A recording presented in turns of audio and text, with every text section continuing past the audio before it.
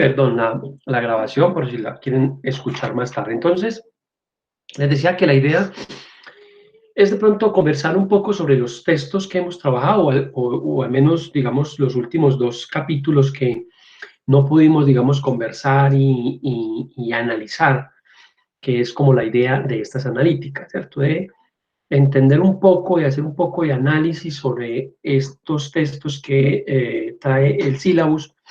Y esa es como la idea, y que más que, digamos, una clase, más es que conversemos un poco sobre los textos, sobre algunos conceptos que hay allí, sobre ideas que nos trae los capítulos, y también pues cómo ustedes perciben esos textos, si consideran que esos textos tienen esa pertinencia para lo que ustedes están trabajando o el área del derecho que están trabajando, o si definitivamente, digamos, consideran que debemos para las sesiones que vienen modificar esos textos, tampoco digamos que habría ningún problema.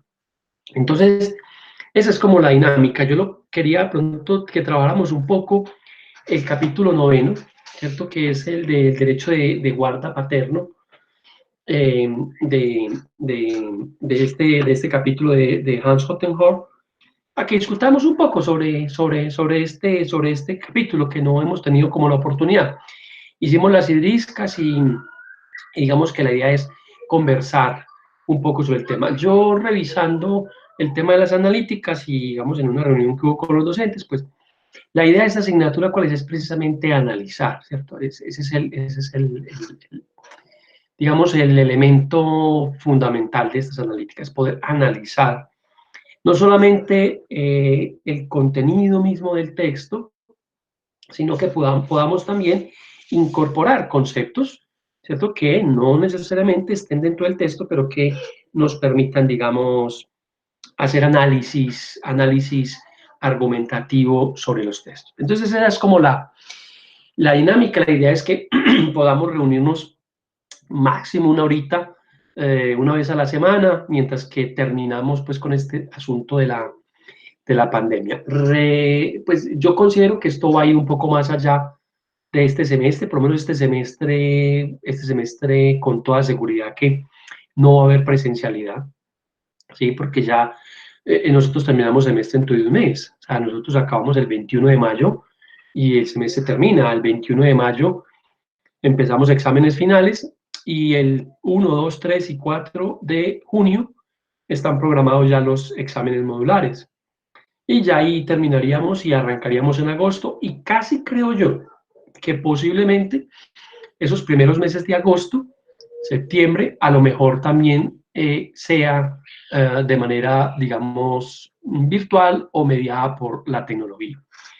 De tal manera que este tema de la tecnología y de la virtualidad, pues nos va a acompañar por un buen rato. Entonces, digamos que hay que ponerle, digamos, la buena cara al asunto. Tiene sus ventajas, tiene sus desventajas, pero bueno, es lo que hay y con eso es que hay que trabajar. Listo. Entonces la idea es que podamos ir, reunirnos máximo una horita, digamos, una vez a la semana, en el horario que a ustedes les quede fácil, yo no tengo inconveniente. ¿Para qué? Para que conversemos simplemente sobre el texto. Bien.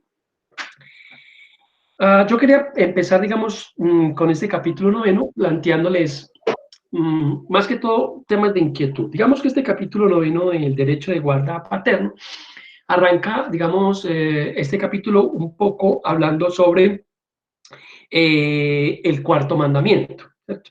Es un poco haciendo alusión a esos mandamientos de la ley de Moisés. Recuerden que habíamos hablado toda la carga de carácter teológico que tiene el derecho, sobre todo el derecho ius naturalista, este derecho del common civili, que es el derecho civil, del derecho privado que tiene la tradición romana. Entonces, lo que arranca ese texto, y ahí quiero que empecemos unas reflexiones, él arranca, digamos, partiendo de una categoría de carácter teológico, de carácter religioso, ¿cierto? Donde dice, honrarás a tu padre y a tu madre para que vivas largos años en la tierra que Yahvé tu Dios te da. Digamos que él arranca con esa parte, para empezar, digamos, a hablar de lo que es la guarda paterna, la guarda del pater family romano, que termina siendo luego entonces la patria potestad que ejercen los padres sobre los menores. Y entonces él arranca ahí hablando un poco sobre esas fuentes romanas cristianas. ¿Qué más? A ver cómo vamos. Buenas, profe, ¿cómo está? Bien, bien, ¿Bien? sí, todo muy bien. Estamos aquí hablando un poco sobre el capítulo noveno del texto de Derecho de Guarda Paterno de Hans Hottengor. Entonces les estaba planteando Ah, listo. que el primer elemento que quiero plantearles como análisis o como, digamos, sí, punto, digamos, de partida de la conversación es si ustedes consideran que ese elemento teológico, ese tema de la religión cristiana especialmente, que dio fundamento a muchos de estos derechos y a muchas de estas categorías jurídicas, aún persiste. ¿Y cómo ven ustedes esa relación de religión versus derecho? Para que arranquemos por ahí, digamos, el análisis de estos textos. Bueno, yo voy a hacer mi intervención y le pido dos favores después de que termine de ella, profe. Bueno, entonces, el derecho de guarda paterno viene muy asociado a la parte católica, religiosa, en donde ellos dieron como una potestad divina entre los creyentes para que poder criar y enseñar y la educación de sus hijos. Este concepto pues se ha venido asimilando, aunque ya no tomó solamente un carácter católico, sino que también inmiscuyó la situación de la sociedad y también la situación del Estado a ver la importancia de él. Pues en el transcurso de la historia vemos cómo sí la Iglesia Católica jugó un papel importante, porque en esta situación es donde se preserva la descendencia y de igual manera, pues se dieron cuenta o nos dimos cuenta que tanto el hombre como todas las especies que no son humanas, los animales, necesitan de una protección hasta que la cría pueda pues, valerse por sí mismo y en cuanto a nosotros, pues poder tener toda la autonomía suficiente para tomar nuestras decisiones. Entonces, este aporte fue muy importante. Después vino ya hoy por hoy el aporte del Estado es muy importante, como se ha visto en la lectura que vimos. También vimos que en este derecho de guarda paterno transformaba la que era la patria potestad en el momento en que se incurría ciertas fallas, podía el Estado permitir a sus niños a unas entidades con el fin de poderlo determinar, de criar y educar. Entonces, ya para concretar, se mantuvo durante mucho tiempo la situación. Hoy día se está viendo la parte de la Iglesia Católica en la crianza y educación de los hijos, pero no solamente ya está esta parte de acompañamiento ya que lo sigue llevando, sino que también está la participación del Estado y la parte de la sociedad. Porque le puedo pedir dos favores en cuanto a esto, antes de que pronto dar la palabra. Yo tengo aquí yo ya hice la lectura, de la lectura muy importante que estamos hablando. Voy a tratar un poquitico el tema de abusos del derecho y la relatividad. Abusos del derecho, pues ya lo tengo muy completamente, muy bien asimilado, pero bien la parte de la relatividad, creo que de pronto ahí, no sé si es mi concepto, mi forma de ver en la página que no veo muy bien y que pues, me aleja mucho del concepto que es lo que quiera, aunque hay aparte del libro donde se habla de la parte de la relatividad, pero sí creo que esta hoja nos daría conceptos muy claros. Y pedirle favor si este derecho, si este plazo que está en la plataforma del módulo del video se puede alargar igualmente la iglesia para entregarla el día jueves, porque pues necesitamos ahí hacer tomas y aparte realmente sí es un poquito muy complejo. Entonces, gracias por darme esta oportunidad. Quería compartirle esta parte, entre otros muchos conceptos más que hay que la guardia por derecho de guardapartes, ¿no? Que Hans Hattenberg nos ha querido, que para mí es muy útil, es el conocimiento de la historia de todo esto. Bien, muchas gracias. Con respecto a digamos, al texto de Yosadat, no hay problema. Digamos que podemos ampliar el plazo. O sea, la idea, ustedes más o menos ya me conocen y saben cómo es la forma como de trabajar.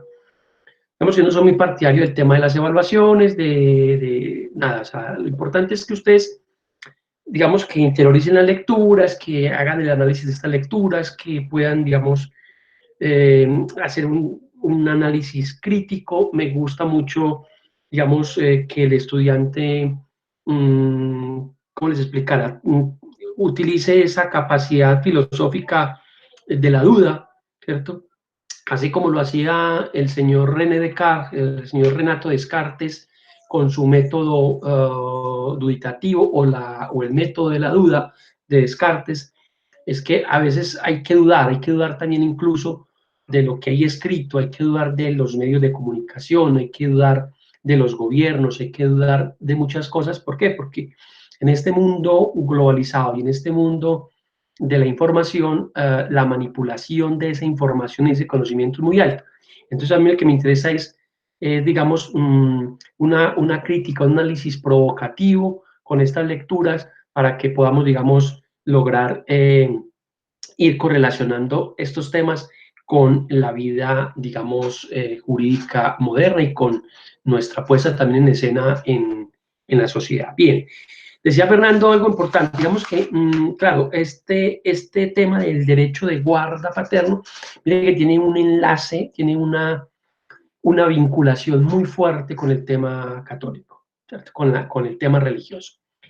Si ustedes revisan en esa primera hoja, las primeras dos hojas del texto, página 156, cuando él viene haciendo referencia al Código de Derecho Común, entonces enumera, ¿cierto?, una serie de conductas que deben tener los hijos, ¿cierto?, y que deben tener los padres con los hijos. Pero si ustedes revisan esos elementos que trae ese código en ese momento determinado, estamos hablando incluso de Alemania, aunque él está haciendo el trabajo, digamos, para revisar el derecho romano, es Alemania.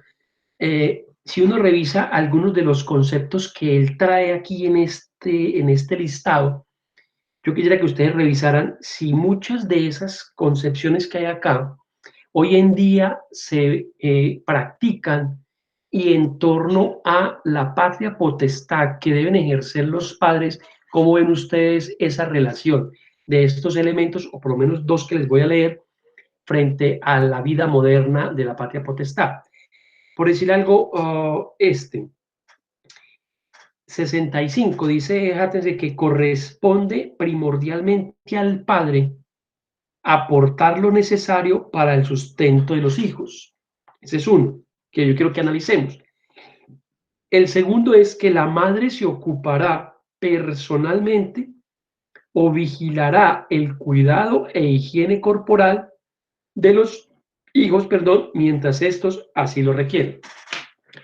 Mire que esos eran, digamos, unos códigos, unas pautas que viene estudiando este señor Hottenhor sobre ese código de derecho común. Pero miren esos elementos que al menos esos dos que les he planteado, ¿ustedes consideran que esos elementos, hoy por hoy, en el derecho moderno, de acuerdo con la patria potestad o con el manejo de las relaciones de los padres con los hijos, todavía se da? O sea, ¿creen que esto todavía, estas pautas están vigentes? ¿Ustedes qué creen? ¿Qué dice él? Profe, pues yo creo que muchas de las pautas que se mencionan a lo largo del texto, pues sí están en la actualidad vigentes. Lo que pasa es que han cambiado en el sentido de que, por ejemplo, ahora se habla más de igualdad en la crianza de los niños. Yo lo entiendo por ese lado. No sé, algún compañero. Sí, voy a tomar el derecho de ampliar los datos de Eber. Es que inicialmente el derecho de guarda se configuró en la figura del padre. Exacto. como en toda la situación, y desplazó a la figura de la madre. A ella solamente se le dejó el cuidado y el aseo personal de los hijos, pero para conseguir todo lo que genera la manutención de los hijos, solamente se lo dejaban al padre. Pero ya hoy por hoy, como eso ha evolucionado, hoy por hoy eso ya tenemos que ahorita tanto el padre como la madre tienen las mismas responsabilidades que genera la crianza, educación y por decirlo como toda la manutención de los hijos. Es así que en el momento en que falla el padre, la madre recibe estas responsabilidades o cualquiera de los que llegue a fallar. Y en alguna situación que tenga que ver con la situación de separación, que necesiten mirar la manutención del hijo, tanto el padre como la madre, de acuerdo a sus condiciones, tienen que tener las mismas condiciones de igualdad en esta situación. Entonces yo creo que eso ha sido como una evolución en donde hoy ya prevalece tanto el padre como la madre en esa responsabilidad en cuanto a la patria potestad, crianza y educación de los hijos. Cabral tiene razón en una cosa, digamos Sí, que... profe, Sí, Camilo, cuénteme. así como expresan los compañeros, pues prácticamente la institución se mantiene. Lo que la evolución del derecho lo que permitió fue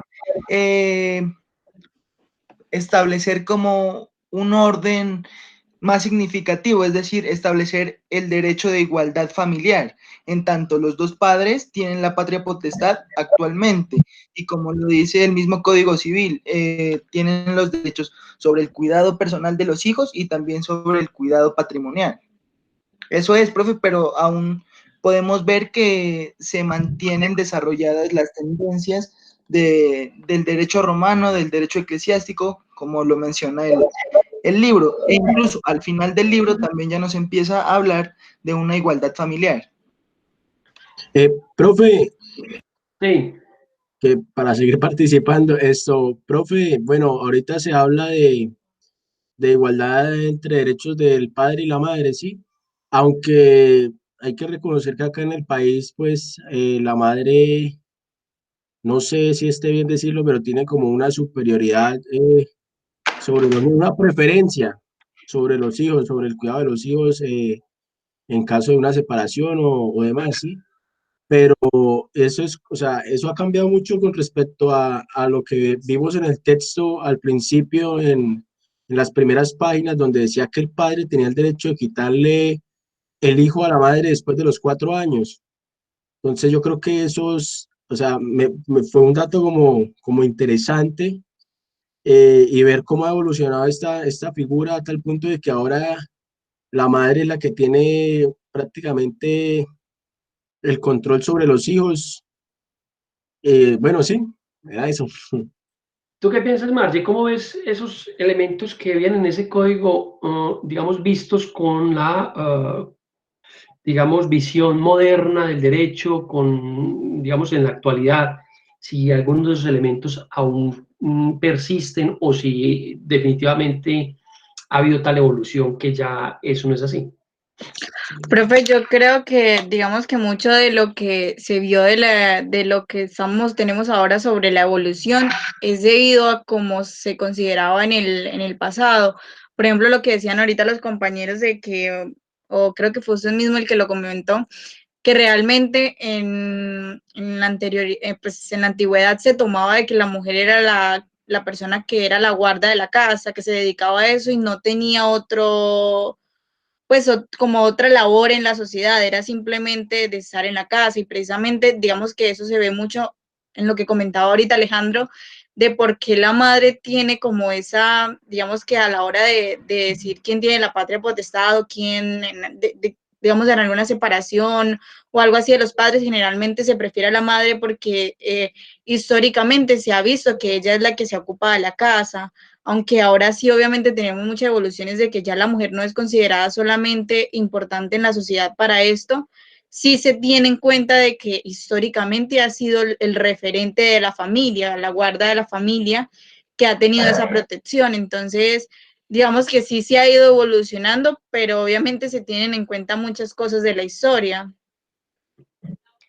Claro, mire que en el mismo texto, en la página 157, cuando Hottenhorn empieza a acabar la patria potestad, recuerden que Grecia, Roma, ¿cierto? Roma, estaba la figura del pater family, ¿cierto?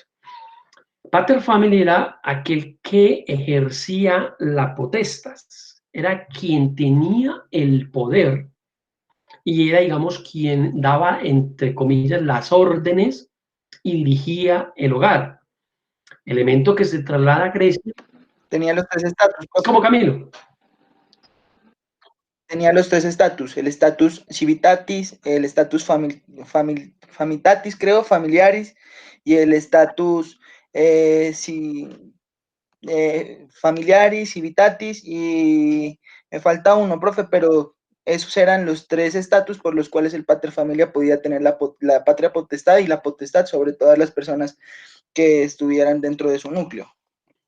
Claro, digamos que la potestas que tenía ese pater family eran poderes, digamos, amplios. ¿Por qué? Porque era un civilis, era un ciudadano romano, ¿cierto? Tenía entonces el derecho sobre quién, sobre loicos, tenía el derecho sobre todos los que viviesen en su hogar. Hablamos de la mujer, de los hijos e incluso de los clientes, que eran los extranjeros que de una u otra forma él acogía en su hogar y sobre los que tenía, digamos, ese poder. Ese elemento del poder, de esa potestas que tenía el pater family, digamos que era lo que se veía reflejado entonces en esas primicias, en esas condiciones de este código de derecho común, en especial esa que tiene que ver con que al padre le correspondía aportar lo necesario para el sustento de los hijos. Si ustedes revisan entonces un poco esos elementos del derecho romano, pero también a esos elementos del derecho romano le ponemos una carga un poco teológica, nos damos cuenta que muchas de esas cosas han cambiado, pero que muchas de esas primicias, de esas condiciones básicas del pater family aún persisten en Colombia. Podríamos entonces nosotros a partir de ahí plantear el siguiente interrogante para que me ayuden a definirlo. ¿Es posible considerar que en el ejercicio de la patria potestad en Colombia hay todavía un gran sesgo de carácter machista, si se quiere, o paternalista? O mejor, la pregunta sería para que la discutamos. ¿Consideran ustedes que hoy en día, ¿cierto?, en el tema del cuidado de los hijos y en la manutención de los hijos, hay una consideración de carácter machista o eso ya ha cambiado?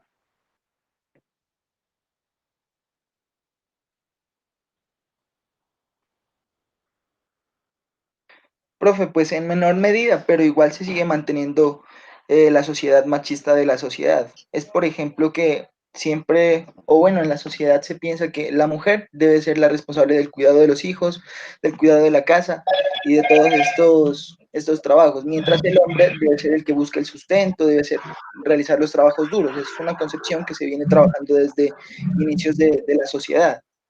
Yo iría, complementando lo que dice aquí Camilo, que pues en mi concepto es esto ya, el tema de la figura del padre en cuanto a la responsabilidad en la patria potestad, pues ya cambió. Hoy también se asume la responsabilidad de la crianza de los hijos, tanto el padre y la madre. Y en el momento de mirar las condiciones, pues se tendría que mirar quién es el que de pronto tiene la capacidad económica de aportar, porque hay hogares donde pues la mamá, la madre, pues no está trabajando, como hay lugares en donde el padre tampoco lo está haciendo. Entonces la responsabilidad pues la asume tanto el padre como la madre. O sea, tampoco es indiscutible que la mujer ha venido teniendo una serie de derechos que ya los tiene plenamente, pero que nuestra sociedad conserva algo de machismo porque en cientos trabajos está estipulado para que lo asuma un hombre que lentamente pues la mujer ya lo está pues, ganando. Pero me atrevo a decir que en cuanto al concepto, ya tanto el padre como la madre tienen la misma responsabilidad en la crianza y manutención de sus hijos. Claro, digamos que desde la teoría del derecho, ¿cierto? Y si vamos hacia la configuración sustantiva de la norma, digamos hacia ese sentido literal o la literalidad del texto jurídico, o sea, si cogemos un texto y lo leemos, pues encontramos que pareciera ser que la igualdad es real.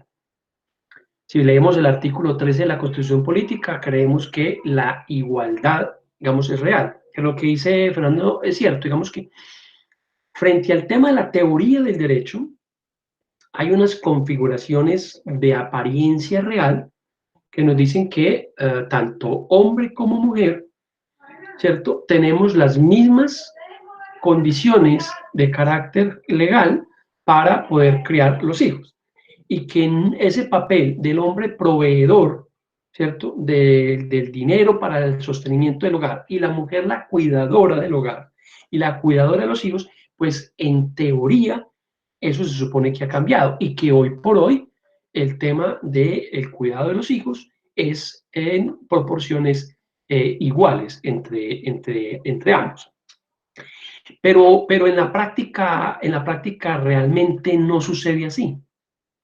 Porque digamos que, vamos a suponer el siguiente caso, el hombre tiene un buen empleo, tiene una buena vivienda, ¿cierto? La mujer no tiene empleo, tienen un hijo o dos hijos, ¿sí? Pero el hombre prefiere que pagar, ¿cierto? La manutención de sus hijos y que los hijos sigan viviendo con la mujer a llevarse los hijos para la casa, ¿cierto? Porque su condición económica es mejor. ¿Eso por qué? Porque todavía está esa carga cristiana, teológica, ese mundo, digamos, machista, donde los hombres somos proveedores y las mujeres son las que mejor cuidan los hijos, ¿cierto?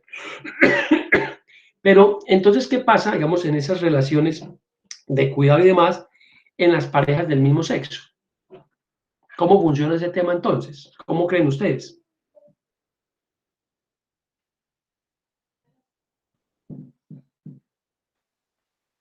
Es, en las parejas del mismo sexo, yo creo que había un componente de quién tomaría como el liderazgo de toda la parte de la casa y quién tomaría la parte como esa de cuidado de la situación del niño. De pronto en este caso sí se podía, sin alejarme en el práctico, sin alejarme en la teoría, que los dos tendrían las mismas responsabilidades, pero en lo práctico me imagino que uno aportaría y en el otro pues se dedicaría como a estar pendiente del hijo. ¿Qué piensan los demás compañeros?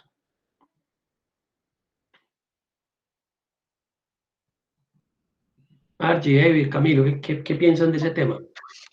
No, profesor, pues es un tema bastante complejo, no es algo, digamos que es algo que yo no me había puesto a pensar.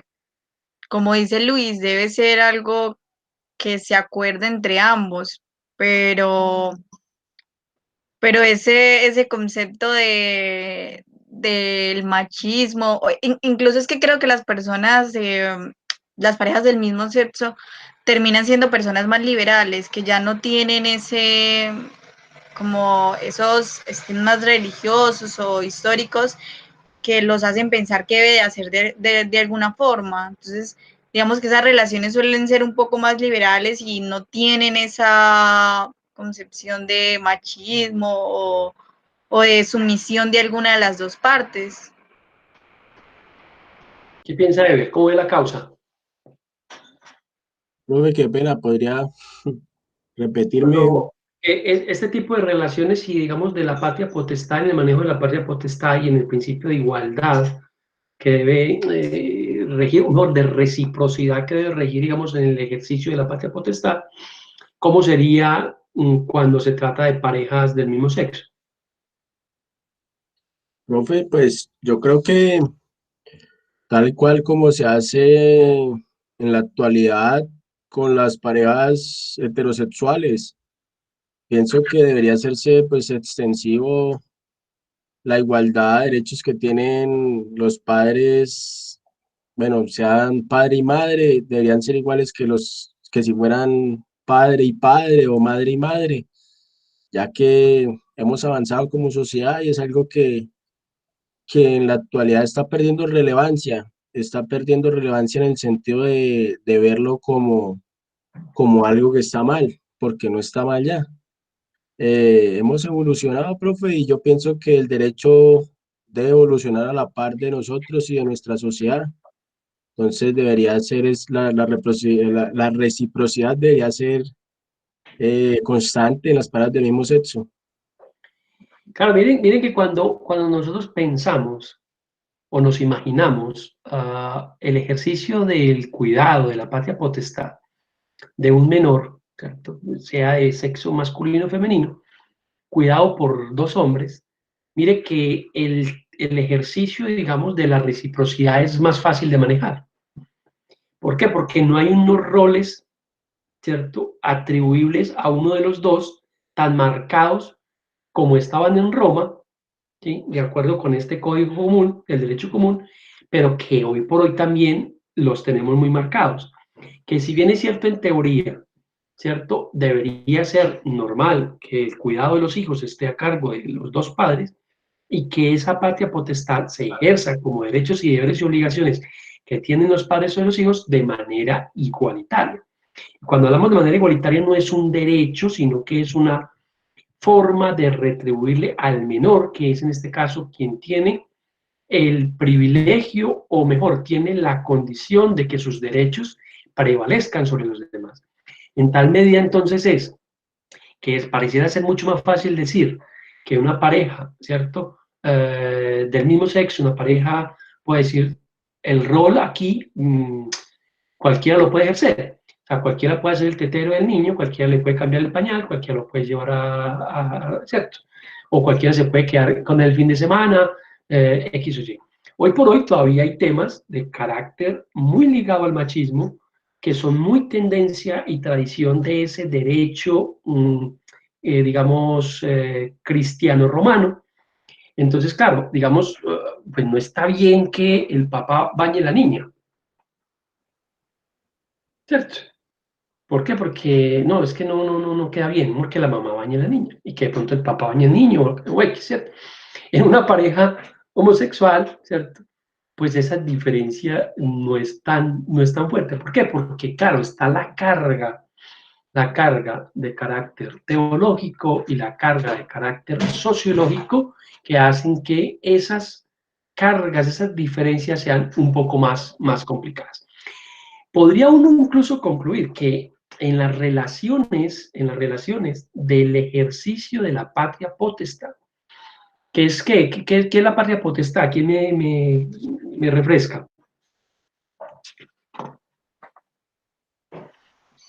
¿Qué es la patria potestad? La patria potestad es un régimen paterno-filial, profe, es decir, la relación que se tienen entre los padres y los hijos. Por la relación, obviamente, sanguínea, podemos decirlo así. Sí, digamos que es o mejor, desde el punto de vista jurídico, es una serie de deberes y obligaciones, ¿cierto?, que los padres ejercen sobre los hijos. Mire que, a diferencia del derecho romano, era el pater famili, era el que ejercía la potestas. Ya en el derecho civil, incluso el derecho civil alemán, digamos hace muchos años incluso, ya se hablaba de la patria potestad que ejercían los padres, ¿cierto? Entonces digamos que empieza a volverse un poco más amplio la perspectiva de la patria potestad, pero digamos que es esos derechos y esos deberes, pero también esas obligaciones que tienen los padres sobre los hijos. Es así que cuando, digamos, hay un conflicto de que uno de los padres, ¿cierto?, pueda perder la patria potestad, en las sentencias judiciales, o en las decisiones de los jueces, se le puede decir que se le suspende a un padre o a una madre el ejercicio de la patria potestad, pero no lo exonera, ¿cierto?, de seguir cumpliendo con sus deberes. Ejemplo, le pueden decir, mire, usted a partir de ahora no puede ver su hijo, no puede tener contacto con él, no puede ser acudiente en el colegio, no tiene posibilidad de ir a llevarlo al médico, nada de esas cosas, pero los alimentos sígalos pagando. ¿Cierto? ¿Por qué? Porque la patria potestad son esa serie de elementos de carácter jurídico, de derechos que tienen, digamos, y de obligaciones que tienen los padres sobre los menores. Bien. Pero volviendo, digamos, a esa reflexión para plantearles otra, es eso, es un poco, digamos, esa carga de carácter teológico cristiana, ¿cierto?, que hoy por hoy el derecho y sobre todo el derecho civil tiene del derecho romano y de la tradición cristiana. Eso se ve muy reflejado, digamos, en las relaciones que hay entre los padres con sus hijos, que tienen que ver con el derecho de familia. Por decir algo, este ejemplo, casi siempre las madres cuando entran a hacer conciliación de alimentos y de régimen de visitas con los hijos, casi siempre los padres dicen, yo me encargo del niño, sí, porque digamos que es un encargo prácticamente, ¿sí? Me encargo del menor el fin de semana. ¿Cierto? Y usted encárguese la semana, toda la semana. Y ahí digamos que las mujeres, digamos que hacen una mala negociación a veces. ¿Por qué? Porque entre semana entonces están levantando a los hijos, haciendo las tareas, mandándolos al colegio, el cuidado, acostarlos, y el fin de semana, que es el día que, digamos, si trabajan, entonces, pues, digamos que tienen la posibilidad de un tiempo de mejor calidad para el menor, pues ese fin de semana se lo lleva el padre, ¿cierto? Y ese fin de semana se lo lleva y le compra cosas, le compra regalos, le compra helados, lo trae enfermo del estómago, de darle cosas de comida, y luego ya se lo entrega los domingos a las 9 de la noche, 8 de la noche a la mamá, para que ya la mamá lo acueste y al otro día lo levante al colegio. Entonces, a veces, por eso, sí. Profe, pero ¿por qué, por ejemplo, en nuestro país esto tiene eso? O sea, bueno, aparte de las razones biológicas, ¿no? ¿Hay alguna otra razón por la que la mamá tenga esa preferencia en el derecho de familia sobre los hijos? Digamos que en teoría estamos en condiciones de igualdad, ¿cierto? O sea, que vamos, digamos, a pedir la custodia.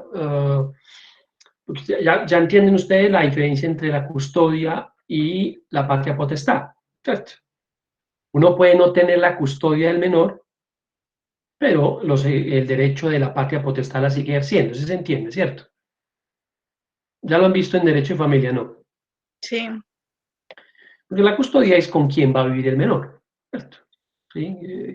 En qué casa y bajo responsabilidad de qué padre va a vivir el menor. Es el que tiene la custodia. No quiere decir que si usted tiene la custodia, yo no ejerza los derechos de la patria potestad, que son derechos y obligaciones que yo tengo sobre el menor. Pero claro, cuando vamos, digamos, a que un juez dirima el conflicto entre quién tiene la custodia de los menores, a con quién va a vivir el menor, pues claro, digamos que, como decía Fernando, pues habrá que revisar condiciones económicas, condiciones personales, psicológicas de cada padre. Lo que pasa es que es un poco más el tema del machismo, ¿cierto? Que pocos padres, ¿sí?, reclaman esa custodia y prefieren dejarle la custodia a las abuelas, a las madres y simplemente aportar dinero. Cuando los padres decididamente dicen, quiero la custodia de mis hijos, van a un estrado judicial, plantean los argumentos, plantean las consideraciones, demuestran que tienen, digamos, una estabilidad emocional, que tienen una estabilidad económica, ¿cierto? Pues un juez con toda seguridad no le va a impedir tener la custodia, ¿cierto? Digamos, de competir en Franklin porque se vuelve una competencia de quién va a tener la custodia. Pero Ahí si es donde entramos. Sí, Camilo. ahí es donde entramos a ver lo que dice al final del texto sobre el interés superior del menor. Es correcto, digamos que el juez ahí, ¿qué es lo que va a hacer? Vamos a suponer, la madre es una madre muy adinerada, ¿cierto? Que le puede pagar el mejor colegio al menor, que, no sé, le tiene 2, 3 nanas para que lo cuide, y el padre, pues es una persona asalariada, es una persona que vive de un salario de profesor, que no es mucho dinero, que se vive dignamente, ¿cierto? Y quiere la custodia de ese menor, ¿sí? Pues claro, digamos que lo que va a haber ahí es una puja y el elemento económico no va a ser el único elemento. Entonces, ¿qué es lo que pasa? Termina entonces uno argumentando al juez por qué ese menor debe estar con uno.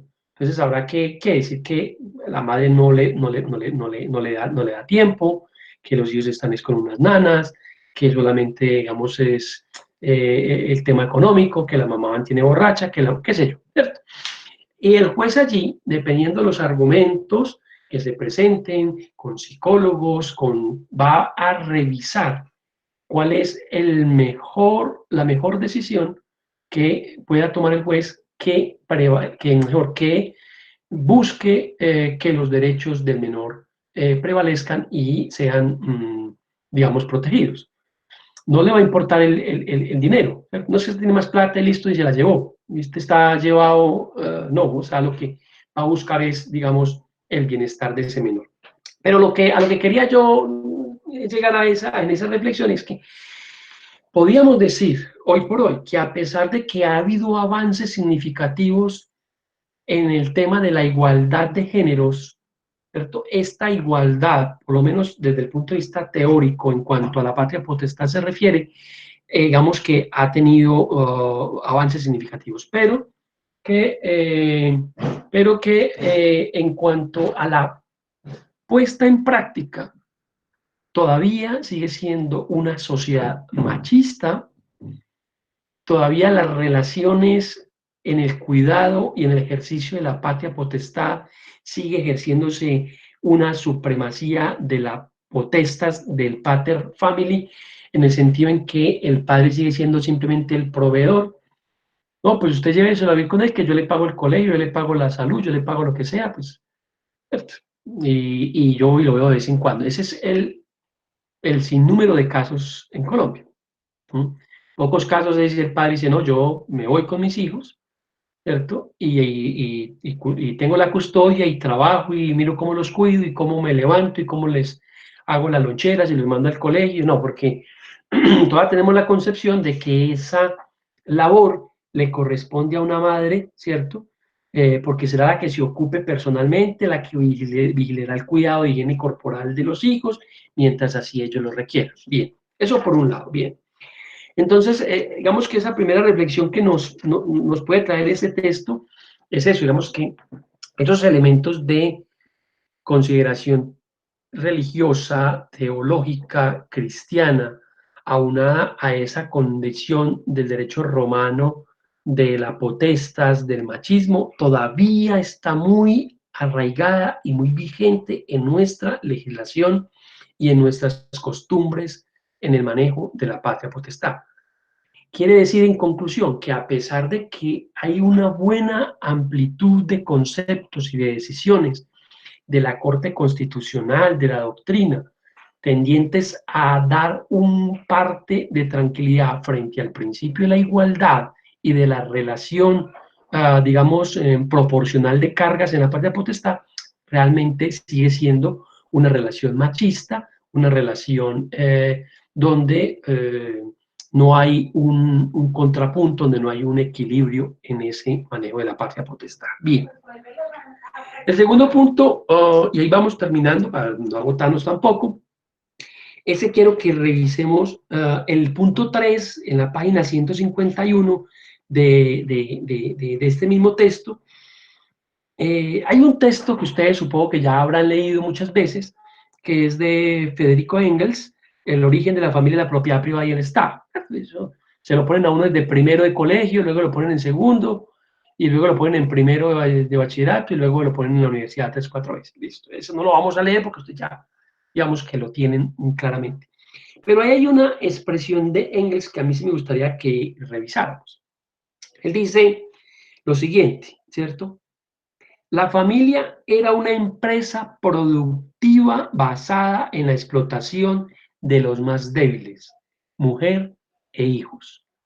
¿Ustedes consideran que hoy por hoy el concepto de familia, ¿cierto?, puede tener todavía esos rasgos de los que denunciaba Engels, de que la familia era una empresa productiva basada en la explotación de los más débiles, mujeres e hijos? ¿Ustedes qué consideran? Profe, yo considero que algunas familias puede que sí. Sí, porque todavía tienen el pensamiento retrógrada machista, profe.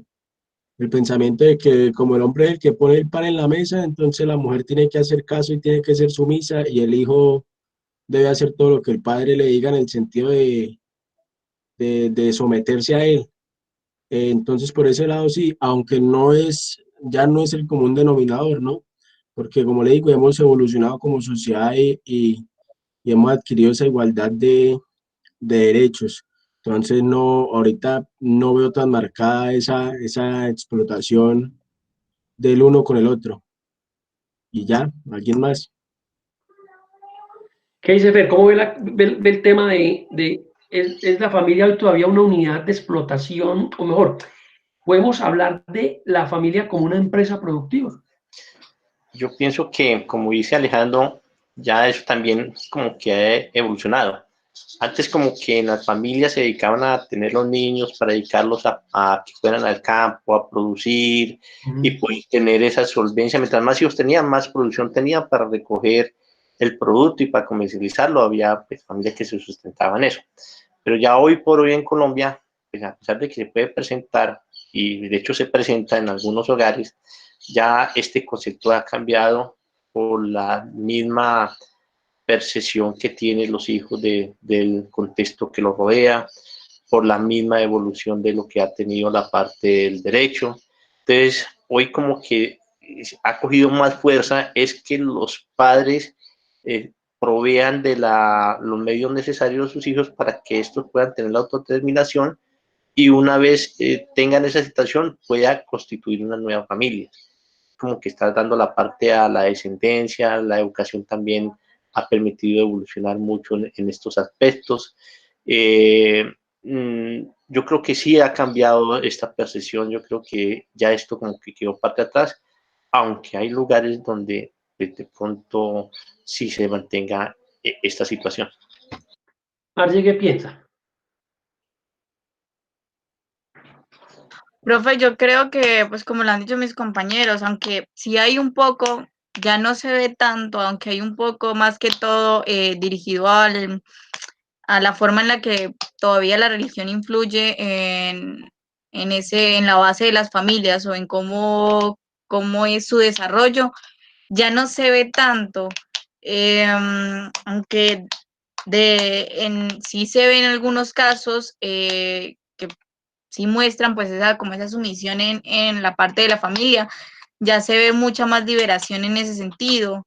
No, las personas empezaron a comprender su propósito en sociedad, tanto las mujeres como pues también los hijos, y a dejar de ser dejar esa figura de lo que se tenía como el pater familia, ya se comenzó a desfigurar, aunque obviamente todavía se tiene mucho respeto y como le dije al principio, por el hecho de la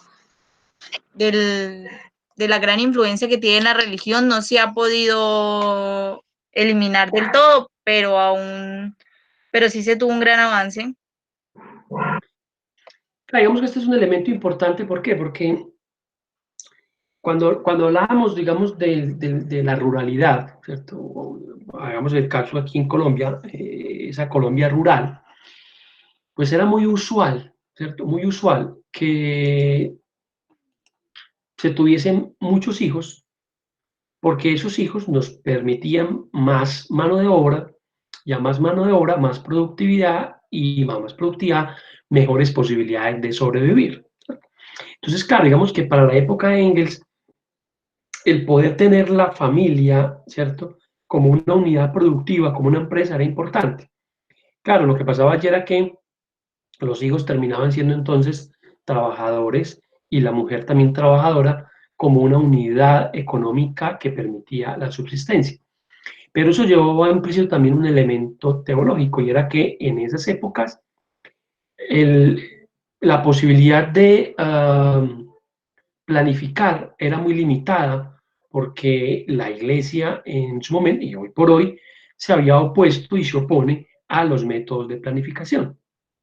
Entonces una familia no podía decir, tengo un hijo o dos hijos, ¿cierto? Porque pues quiero tenerlos y porque quiero vivir en una familia.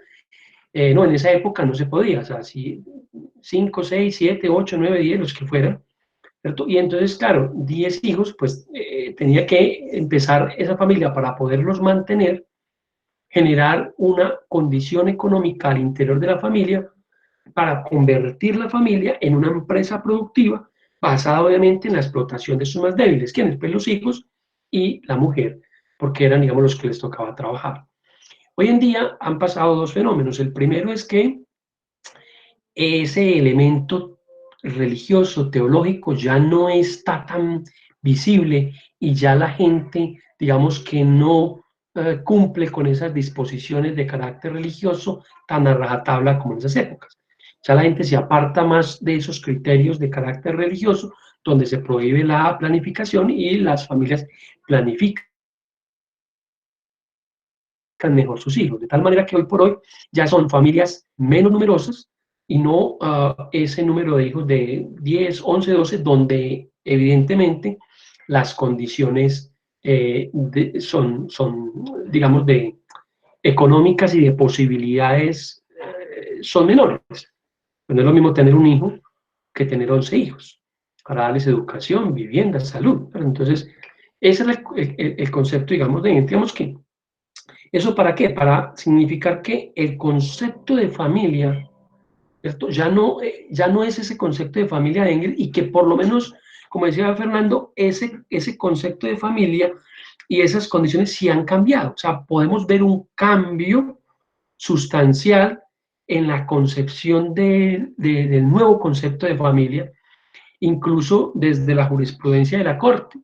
Ya el concepto de familia no es el mismo de hace 30 años. ¿Sí? Donde familia, hombre, mujer, hijos, no, ya digamos familia es el abuelo con el nieto, el tío con el sobrino, ¿cierto? Las parejas del mismo sexo, etcétera, etcétera. Digamos que el concepto de familia sí ha evolucionado mucho, pero parece ser que el concepto machista de la patria potestad sí sigue muy arraigado todavía a esos preceptos que plantea Hans Hottenhorst en ese código de derecho común prusiano, de los que él, digamos, hablaba, de esa época burguesa o de los inicios de la burguesía prusiana, donde había un código, ¿cierto? Y tenía una fuerte tendencia cristiano y naturalista, muy marcada esa doctrina bajo las relaciones de la familia como una institución de crianza de la prole, pero también con ese elemento de Engels de que la prole servía para convertirse en una empresa y de esa manera tener la posibilidad de sobrevivir. Hoy por hoy todavía hay familias, ¿sí?, que creen que tener hijos les asegura el futuro. Entonces yo tengo varios hijos porque yo sé que los hijos no me dejan tirado, y que los hijos van a ser mi sustento y van a ser mi mano, ¿cierto? Me van a dar de comer en el futuro. Hoy por hoy todavía hay personas y familias que creen que eso es así. La mayoría no considera de que los hijos no son para que lo mantengan a uno, ni para que se incremente la condición, mejor, las condiciones económicas que tenemos en el hogar. Digamos que en ese concepto, por lo menos, sí podríamos decir que hay evolución, ¿cierto? Que hay evolución. Bien, finalmente, de este texto, pues hay muchas cosas de las que podemos seguir hablando. Podemos hacer después una reflexión sobre eso, y es ¿Cómo entonces, para que lo vayan pensando y en el próximo encuentro lo discutimos, cómo esa figura del pater family, cómo esa figura de la guarda paterna o de las potestas que tiene el padre sobre los hijos se ven reflejadas en el Estado y sus ciudadanos? O sea, ¿cómo replicamos esa figura del padre bondadoso, del padre bueno, ¿cierto? En la figura de un Estado, que es el Estado que debe que protegernos, ¿cierto? ¿Sí? Que debe cuidarnos, porque ese es el papel del Estado, el Estado proteccionista, el Estado protector, el Estado que nos garantiza unas condiciones de seguridad, el que nos debe garantizar la vida, el que nos debe garantizar la economía, el que nos debe garantizar un orden económico y justo. Bien, esa es como la idea, digamos, de estos encuentros, de que revisemos, digamos, un poco a la luz del análisis, desde componentes teológicos, filosóficos, sociológicos, jurídicos, estos textos. Y finalmente, ya para terminar, es si ustedes sí consideran que estos textos y estos análisis se ven relacionados con lo que ustedes están trabajando en sus unidades o en sus espacios académicos, ¿cierto? Del derecho de familia, del derecho de persona, de bienes, de contratos, y para la Todo lo que es próxima, sucesiones. sí, y para la próxima trataremos de evacuar lo último que nos queda de esta reflexión de este texto, ¿cierto? O lo que ustedes consideren que es importante, pues algo, el texto, la parte de la educación, ¿cierto? ¿Sí? O lo que ustedes quieran, digamos, de este último texto, y tocaríamos ya el otro capítulo, el capítulo 10º de ese libro, que es que nos falta también analizar, y así, digamos, iríamos avanzando en los encuentros que tengamos. Entonces, ya la última reflexión para cada uno, ¿qué opinión le merece si los textos, digamos, a pesar de que son textos antiguos del derecho alemán, podemos encontrar en ellos algún elemento de análisis que nos permita contextualizar nuestros espacios académicos que estamos trabajando? ¿Qué piensa cada uno?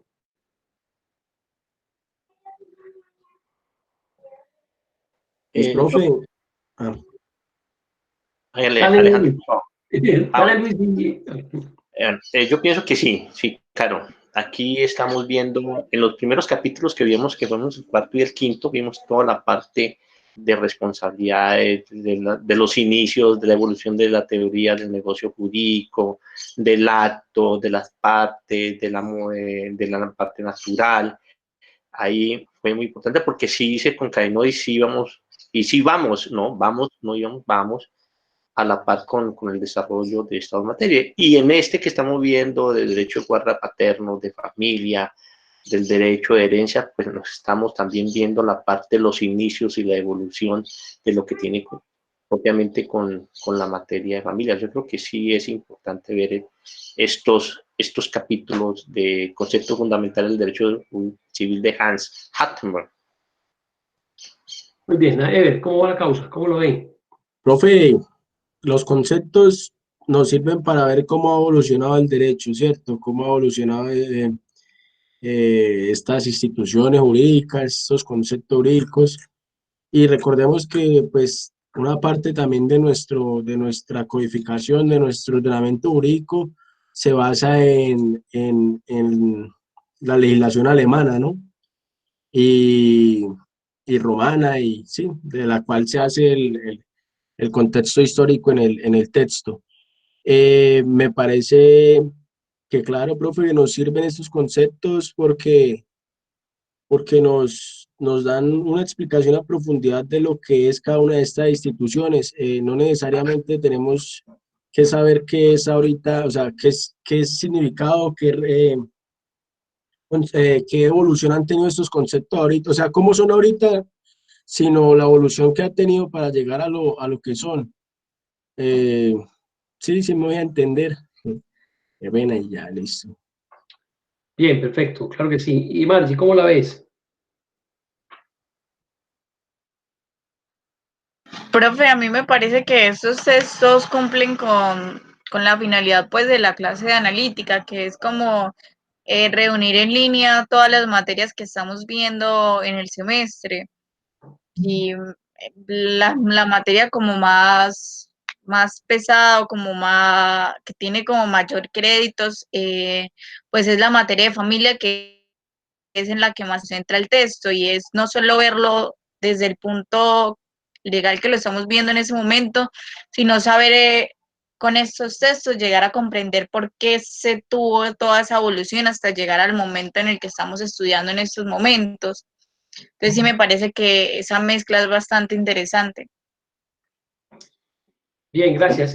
No sé si Camilo está por ahí. Quiero entonces, ya finalmente, es que establezcamos entonces nuestro próximo encuentro.